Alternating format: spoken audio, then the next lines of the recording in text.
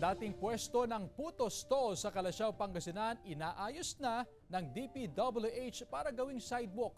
Sundan sa report.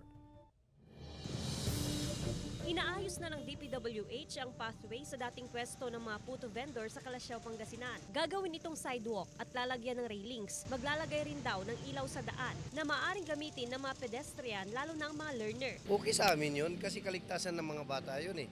Mga mag-aaral, di ba?